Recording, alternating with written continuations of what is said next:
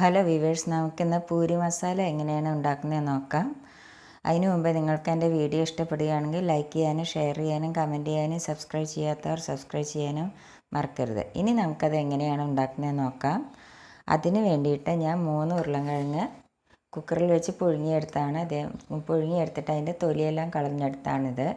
3 ഉരുളൻകിഴങ്ങുണ്ടതിൽ. പിന്നെ 2 സവോള ഇതേമാതിരി കുറച്ച് നുറുക്കിയെടുത്തിട്ടുണ്ട്, 2 സവോള. പിന്നെ അതിലേക്ക് വേണ്ടത് പച്ചമുളക് ഒരു 2 എണ്ണം എടുത്തിട്ടുണ്ട്, അത് നിങ്ങളുടെ എരിവിനനുസരിച്ച് എടുക്കാം. പിന്നെ ചെറിയൊരു കഷ്ണം ഇഞ്ചി ചെറുതാക്കി നുറുക്കിയെടുത്തിട്ടുണ്ട്. പിന്നെ വെളുത്തുള്ളി ഒരു 2 അല്ലി എടുത്തിട്ടുണ്ട്, അത് ഇതേമാതിരി ചെറുതായി നുറുക്കിയെടുത്തിട്ടുണ്ട്. പിന്നെ കരിവേപ്പിൻ്റെ ഇല എടുത്തിട്ടുണ്ട്. പിന്നെ മഞ്ഞൾപ്പൊടി ഒരു 1/4 സ്പൂണ്, ഉപ്പ് ആവശ്യത്തിന്.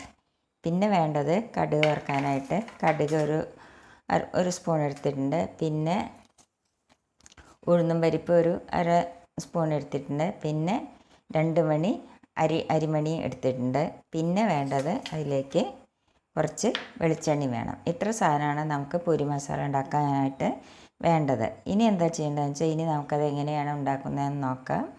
അതിനായിട്ട് ഒരു ചീനച്ചട്ടി അടുപ്പത്ത് വെച്ച് അതിലേക്ക് നമുക്ക് വെളിച്ചെണ്ണ ഒഴിച്ച് കൊടുക്കാം.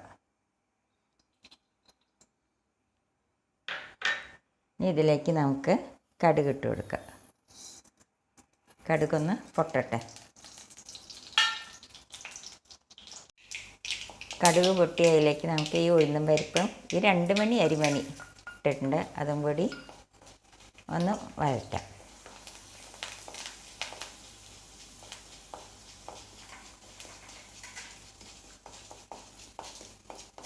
ഇനി ഇതിലേക്ക് നമുക്ക് ഈ സവാള ഇട്ട് കൊടുക്കാം.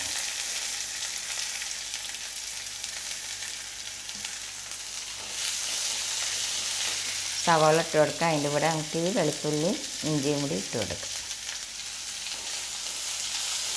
ഈ സവാള വേഗം വഴന്ന് കിട്ടാനായിട്ട് നമുക്ക് കുറച്ച് ഉപ്പിട്ട് കൊടുക്കാം.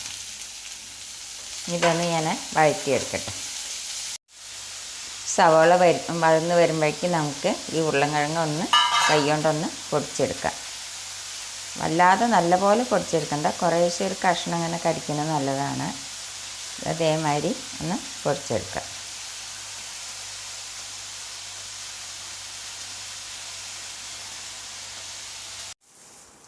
സവാളയും ഇഞ്ചിയും വെളുത്തുള്ളിയെല്ലാം നല്ലപോലെ വഴന്ന് കഴിഞ്ഞു. അതിൻ്റെ കൂടെ ഞാൻ പച്ചമുളക് ഇട്ട് കൊടുത്തിരുന്നു കേട്ടോ, അത് ഞാൻ പറയാൻ വിട്ടുപോയതാണ്. ഇതെല്ലാം നല്ലപോലെ വഴന്ന് കഴിഞ്ഞു. ഇനി ഇതിലേക്ക് നമുക്ക് ഈ മഞ്ഞൾപ്പൊടി കുറച്ചും കൂടി ഉപ്പ് ഇട്ട് കൊടുക്കാം. എൻ്റെ കരിവേപ്പിൻ്റെ ഇല ഇട്ട് കൊടുക്കാം. ഇനി എന്താ ചെയ്യേണ്ടതെന്ന് വെച്ചാൽ നമുക്ക് ഈ ഉടച്ച് വെച്ച ഉരുളൻകിഴങ്ങില്ലേ അതിട്ട് കൊടുക്കാം.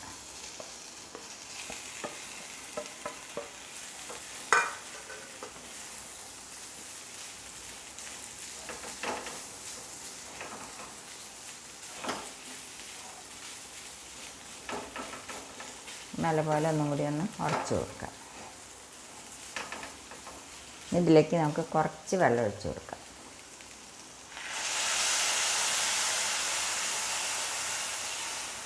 ചിലർ ഇതിലേക്ക് കുറച്ച് കടലമാവ് ഒഴിച്ച് കൊടുക്കും കേട്ടോ. എനിക്ക് ഇഷ്ടമാണെങ്കിൽ അത് ചെയ്യാം, പക്ഷെ ഞാനത് ഒഴിച്ച് കൊടുക്കണില്ല.